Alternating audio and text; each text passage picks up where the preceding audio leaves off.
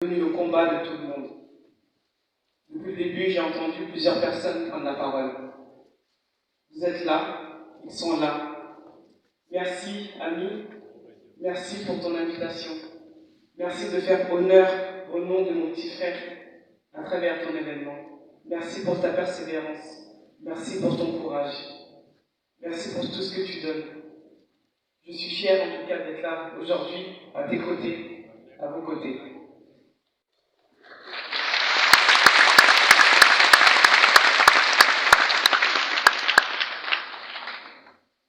L'histoire de mon petit frère, je vais vous la raconter.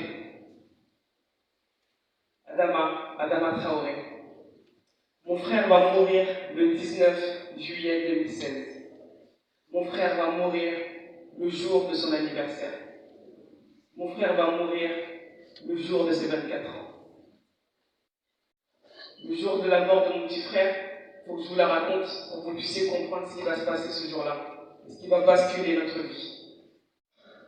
Ce jour-là, la mairie de notre ville appelle chez nous, et ça c'est un élément très important dans le parcours de cette journée.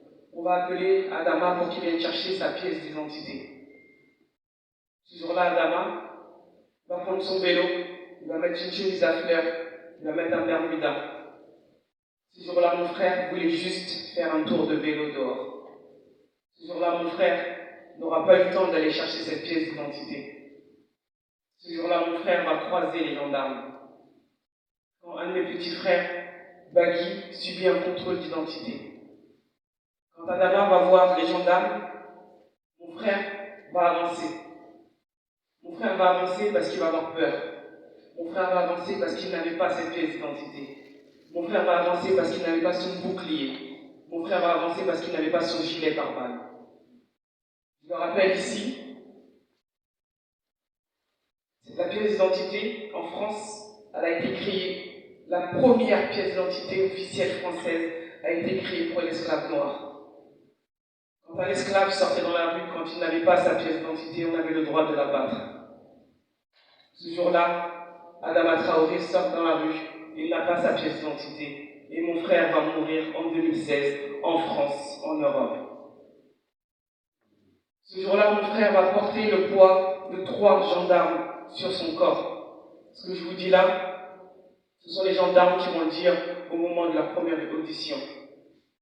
Mon frère va aller se réfugier dans un appartement d'une personne qu'il connaît. Adama va subir un plaquage ventral. Il va mourir exactement de la même façon que George Floyd. 3 gendarmes vont lui monter sur lui, vont l'étouffer. Ils vont dire, à ce moment-là, Adama va dire, je n'arrive plus à respirer.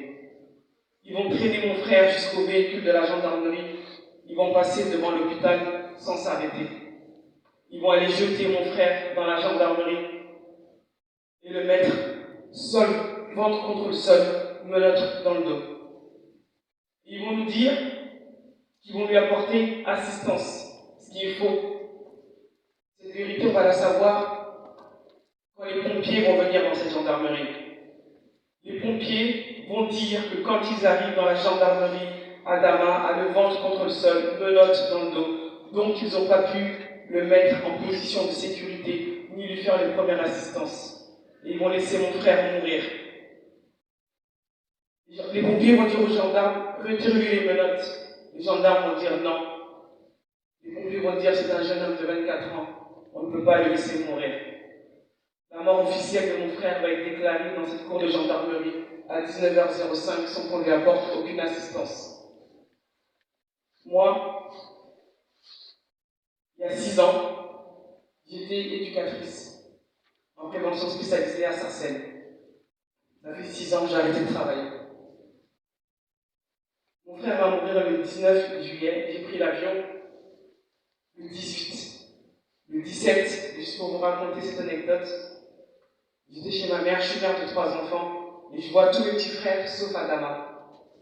Et je l'appelle, je lui dis Adama, il est 17h, je voulais juste te dire au revoir parce que je vais prendre l'avion, et je rentre dans une semaine. Et je t'ai commandé un cadeau qui voulait quelque chose, une tenue de Dubaï. Il m'a dit, ah ça, est-ce que tu veux que je revienne? Je lui dis non, parce qu'on habite trop loin de Paris. Je lui dis, on se voit la semaine prochaine, lundi, à la maison. Et je vais partir. Et je vais reprendre l'avion le 19 et le 20, je vais arriver.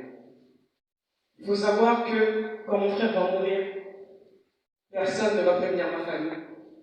Quelqu'un va aller voir mon frère et dire: j'ai entendu dire que Adama avait fait un malaise.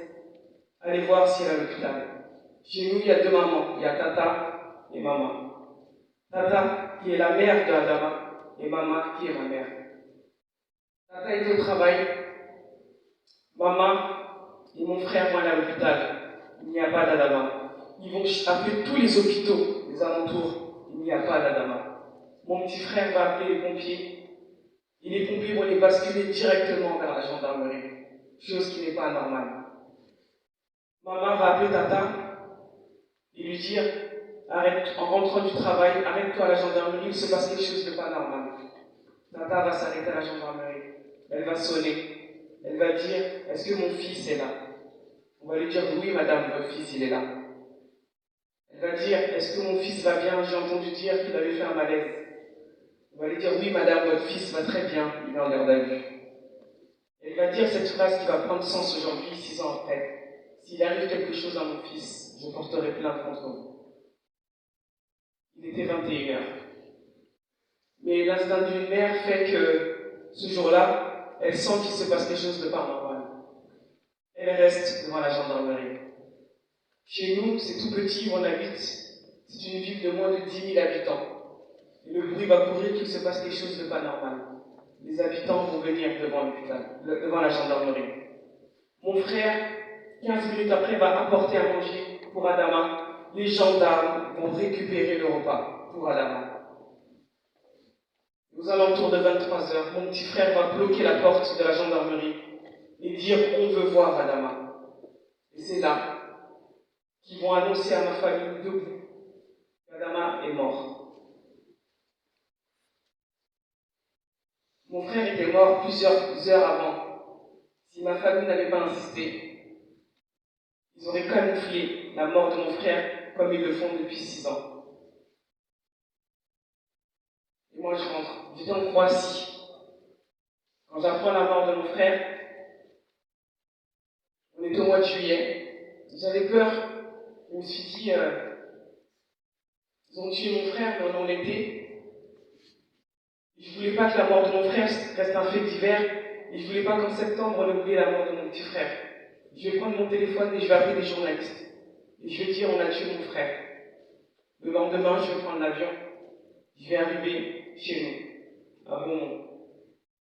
Il y aura eu des révoltes, plusieurs jours de révolte. Et là, notre vie va changer. On n'a même pas mis 24 heures à pleurer. Tout de suite, les habitants, tout le monde, on savait qu'ils avaient tué mon petit frère. Et là, cette machine, elle va se mettre en place. Je l'appelle la machine de guerre. Cette machine de guerre qui n'a ni sentiment, qui n'a ni état d'âme, qui n'a ni remords, qui a la justice, qui a la police, qui a les juges. Elle va se mettre en place. Aujourd'hui, si moi je suis là devant vous, je suis devenu, ils ont créé en moi ce que je suis devenu. Je suis devenu une soldate malgré moi. Si vous êtes là, vous aujourd'hui, si les mentors sont là aujourd'hui, c'est que vous aussi, vous êtes devenus tous des soldats malgré vous. Parce qu'on se bat pour un monde juste. Et là, cette machine de guerre, le procureur va dire que Adama est mort de cause cardiaque et d'infection très grave. Ce que je suis en train de vous dire là, c'est systématiquement ce qu'ils vont dire à chaque fois qu'un de nos frères, noirs ou arabes, va se faire tuer en France. On va les criminaliser et on va mentir. Et on va dire c'est faux. Là, au moment de la première autopsie, on va nous convoquer. On va nous dire que nous savons que vous êtes de confession musulmane. Et comme vous êtes des musulmans, on a contacté la compagnie Air France, l'aéroport Roissy-Charles de Gaulle. Le corps d'Adama peut partir dès demain, que toutes les personnes ayant besoin d'un passeport leur sera remis tout de suite. On les a regardés. On leur a dit: mais vous savez que nous sommes des produits français que vous-même vous avez créés.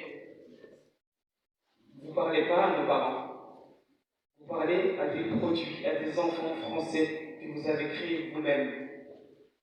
Adama Traoré ne bougera pas. Il bougera seulement si nous l'avons décidé. En fait, quand ils demandent ça, c'est qu'ils ne veulent pas qu'on fasse une deuxième autopsie. Cette deuxième autopsie, nous allons la demander tout de suite avec notre avocat, Maître Yassine Bouzeron. Et cette deuxième autopsie va dire que Adama Traoré n'est pas mort de cause cardiaque, ni d'affection très grave. Ce qui va se passer, ils vont dire que mon frère est mort sous l'emprise de l'alcool et de la drogue. Mon frère n'avait pas consommé ni alcool ni drogue. Nous allons faire virer le procureur de Pontoise. Il va être muté. Nous allons demander le dépaysement. Le dépaysement, on va changer de juridiction de département. Et l'histoire de mon frère va arriver à Paris. Sauf que tout ça, il faut savoir, ça se paye. Quand je vous dis ça, ça se fait en 3 semaines. Aujourd'hui, ça fait 6 ans que nous sommes dans le combat. Ça fait 6 ans qu'avec ma famille, nous subissons un acharnement spectaculaire de la part du système et de l'État français. Dans un premier temps, on va mettre tous les frères, tous mes petits frères, en prison. On va les enfermer un à un. Je vais me retrouver en 2018-2019, toute seule, dehors. On aura enfermé tous mes frères. Un de mes frères va demander aux gendarmes, mais pourquoi vous faites tout ça? On va leur dire, ta sœur, elle fait trop de bruit, qu'elle se taise. C'était un moyen de nous mettre la pression. Et comme je le dis, mes frères ont été sombres des soldats.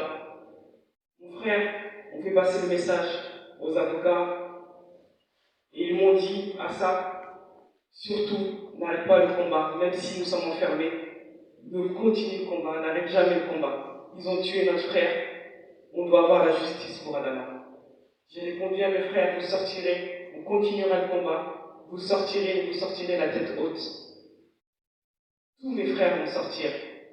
Par contre, un va faire 5 ans de prison.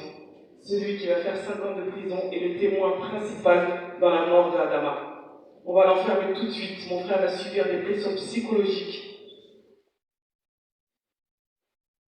92 gendarmes vont porter plainte contre mon frère pour tentative d'assassinat au moment des révoltes. En juillet 2021, 5 ans après, le jugement de mon frère. 3 semaines d'assises. Mon frère encourait 30 ans de prison. Mon frère va être acquitté. Parce qu'on s'est battu. Parce qu'ils ont menti. Et ce que je vous dis là, ce sont les droits humains que je suis en train de dénoncer. Quand ça se passe aux États-Unis, les autres pays du monde entier parlent des hommes qui sont dans le couloir de la mort. On parle de condamnation. Là, ça se passe en France, où on enferme un homme injustement parce que c'est le témoin principal dans la mort d'Adama Traoré. Où on veut qu'il se taise, où on veut qu'il ne parle pas. Mais on va prendre les meilleurs avocats et on va gagner cette bataille au mois de juillet. Et c'est une victoire énorme sur nous.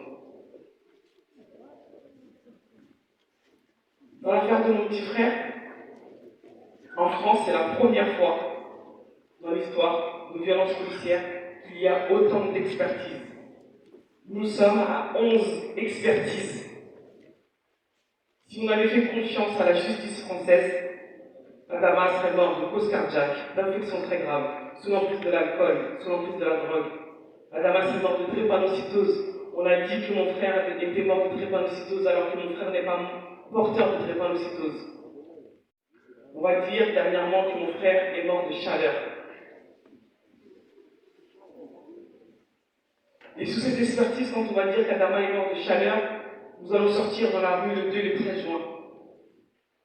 Nous allons marquer l'histoire de ce pays, l'histoire de la France. Nous allons faire des marches historiques où nous allons être plus de 100 000 dans la rue la première fois et plus de 120 000 dans la rue la deuxième fois. Où on va demander l'annulation de cette expertise. Le peuple français va sortir dans la rue. Tout le monde est sorti. Tout le monde a marché avec cette différence que nous avons marché unis.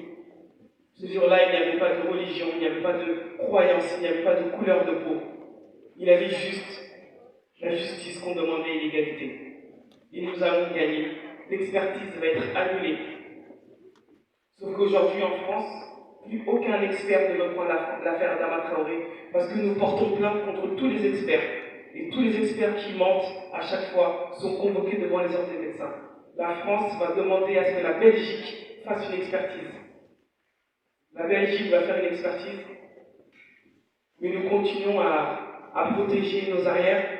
Nous, avec notre avocat, Maître Yassine Bouzrou, nous allons faire une expertise internationale où nous allons prendre l'expert de George Floyd, un expert brésilien, un expert italien, un expert allemand, un expert japonais et 4 experts français. Nous allons faire un collège d'experts de 9 experts, une expertise qui va nous coûter plus de 35 000 €. Il faut savoir que dans ces combats, comment ils nous épuisent, c'est avec l'argent.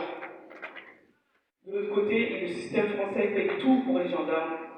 Nous qui sommes les victimes, nous sommes obligés de tout payer. En février 2021, l'expertise des Belges vont sortir et vont dire que les gendarmes sont responsables de la mort d'Adama Traoré. Notre expertise va sortir et dire que les gendarmes sont responsables de la mort d'Adama Traoré. Normalement, c'est une expertise, c'est une mise en examen qu'on aurait dû avoir. Sauf que non, on n'aura pas de mise en examen. 6 mois après, donc juillet 2021, la juge va aller chercher un arrêt maladie de mon petit frère qui date de 2014 en disant est-ce qu'avec cet arrêt maladie, vous allez changer d'avis sur la culpabilité des gendarmes. Un arrêt maladie qu'elle va mettre sous scellé, qu'on ne va pas pouvoir voir. Je porte plainte contre la juge. Aujourd'hui, une instruction est ouverte. Cette expertise devait sortir le 31 août. Elle n'est pas sortie. En septembre, nous apprenons que l'expert chef en Belgique qui dit que les gendarmes sont responsables de la mort d'Adama Traoré est mort. Suite à ça, la juge a demandé une nouvelle expertise, l'annulation de cette expertise et demande une nouvelle expertise avec de nouveaux experts. Cette expertise aurait dû sortir le 15 février, quelques jours avant que je vienne ici. Et aujourd'hui, nous avons la juge qui refuse de nous donner cette expertise. Aujourd'hui, l'affaire Adama est devenue un symbole des violences policières. Mais c'est plus que des violences policières, c'est pas que ça. On ne peut pas se cacher que derrière ça. C'est devenu un symbole de droit et d'égalité. Parce que quand on tue Adama Traoré, c'est qu'Adama Traoré n'est pas humanisé. Quand on tue Adama Traoré, c'est qu'Adama Traoré est déshumanisé. Quand on tue Adama Traoré, c'est parce que mon frère, noir, issu des quartiers populaires, n'est pas considéré comme pouvant participer à la construction de ce monde. N'est pas considéré comme pouvant participer à la construction de son pays dans lequel il vit en France. Et n'est même pas considéré comme pouvant participer à la construction de sa propre vie. Aujourd'hui, quand on se bat pour Adama, on se bat pour tous les Adama Traoré. Comme je l'ai dit, on se bat pour l'honneur et la dignité et le nom de mon frère. Et ce combat, on le mènera jusqu'au bout. Moi, à l'heure où je vous parle, j'ai été mis en examen 4 fois. Je suis mis en examen 4 fois. J'ai gagné mon premier procès. Parce que j'ai dit cette phrase. Adama, les gendarmes t'ont tué mais ne tueront pas ton nom. Et les gendarmes qui ont tué mon petit frère vont porter plainte contre moi. Je vais aller en procès face à eux pendant 2 jours. Alors que eux ont tué mon frère, ils ne sont toujours pas inquiétés. Mais par contre, la sœur d'Adama Traoré, on porte plainte contre elle. Et je vais gagner mon procès. Je vais gagner mon procès avec une reconnaissance d'utilité publique en disant que le combat d'Adama Traoré n'est plus un combat qui appartient à la famille Traoré, mais est un combat qui appartient à la société civile. Et les gendarmes continuent. Et je dirais, je donnerai leur nom jusqu'au bout, jusqu'à ce qu'on ait justice pour mon petit frère, quitte à m'enfermer. Aujourd'hui, nous sommes la voix vivante, nous sommes la voix vivante de mon petit frère Adama Traoré. Mais sauf que nous sommes la voix de tous. Aujourd'hui, l'égalité ne devrait pas faire débat dans le monde dans lequel on vit. Le problème, il est là. L'égalité ne devrait pas faire débat. Le combat de mon frère, quand on le mène pour lutter contre toute forme de discrimination, toute forme de violence. Aujourd'hui, le combat d'Hamas symbolise la liberté et l'égalité et l'injustice. C'est un combat qu'on doit mener avec le peuple et le continent africain. C'est un combat que nous devons mener avec vous, les Sénégalais. Parce qu'il y a la diaspora sénégalaise aussi. Et l'espoir et le combat, on doit le porter ensemble. Le changement de ce monde ne peut pas se faire sans le continent africain. Parce que quand on parle, quand je défends les droits de mon petit frère, ce sont vos droits. Parce qu'Adama Traoré n'en reviendra plus. Mais par contre, nous sommes là, vous êtes là. Et ce changement, on doit le faire ensemble. Vous devez être acteurs de ce changement. Et c'est un combat, c'est ce combat-là que nous portons à chaque fois. Si moi aujourd'hui je suis là, souvent on pose la question, mais Assa Traoré, est-ce que des fois tu ne veux pas lâcher? Pourquoi ce sacrifice? Je leur dis, mais ce n'est pas un sacrifice, c'est mon petit frère. On se battra jusqu'au bout pour mon frère. Le combat de mon frère fait partie du quotidien de ma vie, de notre vie. Et ce combat, on doit le porter ensemble. Aujourd'hui, si moi je suis là, c'est peut-être que j'ai eu la chance de grandir avec mon père. C'est une chance que mes petits frères n'ont pas eue. Mon père est mort trop jeune, mes frères étaient trop jeunes. Et moi, j'ai eu la chance que mon père puisse me raconter mon histoire. Je sais qui je suis, je sais d'où je viens. Je peux vous dire que le nom de Traoré, ça veut dire guerrier. Je peux vous dire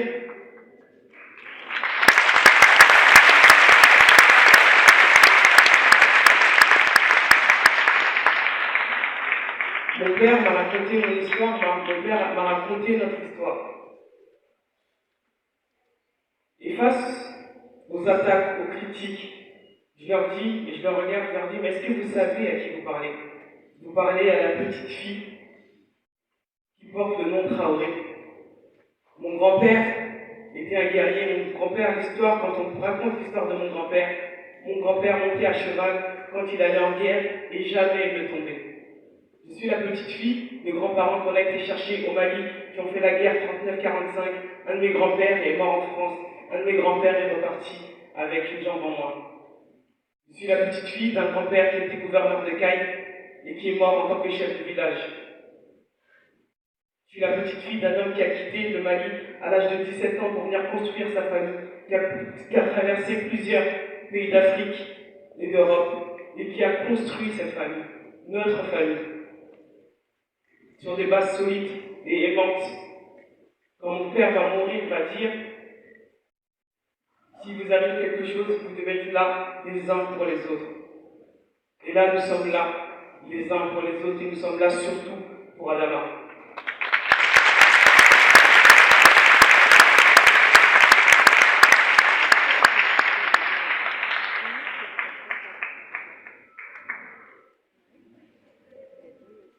Moi, je tiens à vous remercier encore vraiment, c'est avec beaucoup d'émotion que je vous parle ce soir.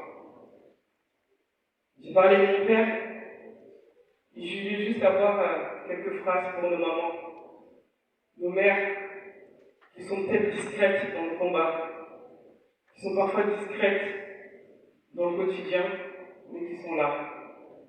Nos mères qui nous ont mis au monde, nos mères qui nous chuchotent à l'oreille depuis qu'on est petit, depuis qu'on est enfant, que si on tombe, on doit se relever, on doit se tenir debout, la tête relevée, qu'on doit avancer coûte que coûte. Moi, ma mère ne m'a jamais rien demandé, jamais. Mais tout ce que je ferais, je peux le faire pour elle. Quand j'avais 16 ans, mon père est mort quand j'avais 14 ans. Mon père était chef dans le bâtiment. On manquait de rien. Mais maman, papa ont dû aller travailler. Parce qu'il fallait s'occuper des petits. quand j'ai eu 16 ans, c'était les vacances scolaires. Je voulais travailler. Ma mère elle m'a dit non, on ne va pas travailler. Je lui ai dit si maman, il faut que j'aille travailler, j'ai rien à faire, c'est les vacances, je suis à la maison, je fais rien. Je n'ai pas écouté, j'ai appelé quelqu'un que je connais. J'avais 16 ans, j'étais trop jeune pour travailler. Et je lui ai dit, donne-moi tes papiers, je vais aller travailler. Alors que je suis française. Et pendant les vacances, j'ai été chercher un travail. Et je travaille avec des personnes âgées, Alzheimer, 12 heures, de 8 heures à 20 heures. Parce que pour ma mère, même si elle ne me demandait pas, même si elle ne disait pas, c'était un quotidien qui était dur. C'était un quotidien qui était difficile. Et quand je dis que j'ai eu cette chance d'avoir grandi avec mon père, c'est une chance que mes petits frères n'ont pas eue. Parce que quand on est en France, quand il y a ces violences policières, quand cette discrimination, ces inégalités, c'est comme si on ouvrait une porte et qu'on demandait à cette jeunesse de s'attraper à la branche qu'elle pouvait. Sauf que ce jour-là, Adama ne va s'attraper à rien du tout. Il va mourir. Vous êtes des hommes, des femmes, des enfants, des frères et sœurs. Nous devons tous construire ce monde pour que les enfants de demain, pour que nos enfants soient fiers de nous. Il faut que dans 10 ans, dans 20 ans, on puisse se regarder et dire que nous avons participé à la construction et à un changement de ce monde. Aujourd'hui, vous êtes l'espoir d'un continent, vous êtes l'espoir de demain, vous êtes l'avenir de demain. Vous êtes cette nouvelle génération, cette génération que j'appelle la génération Adama, que nous devons construire ensemble. Le comité Adama, à travers l'expérience du comité Adama, j'ai découvert que chaque main était importante, chaque personne était importante et à chaque niveau. Vous êtes tous des personnes importantes. Vous êtes tous des personnes brillantes. Des personnes qui vont changer beaucoup de choses. Et j'ai décidé, il n'y a pas longtemps, de créer une fondation. Cette fondation que j'ai appelée Assa Traoré, c'est une fondation qui va financer des projets, donner de la force à des projets qui sont en cours, créer des futurs leaders, créer des leaderships au féminin. Et dans cette fondation, je veux que vous fassiez partie de cette aventure.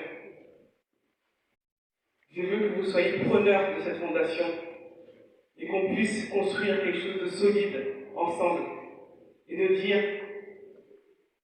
que nous avons changé beaucoup de choses. Je vais finir sur ça.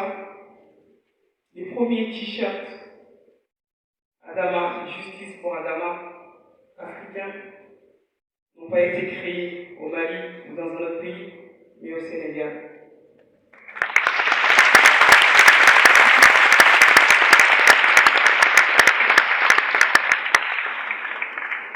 C'est Massamba, avec sa famille, au HLM 5, qui ont fait des t-shirts, qui ont imprimé eux-mêmes des t-shirts avec des écritures vertes.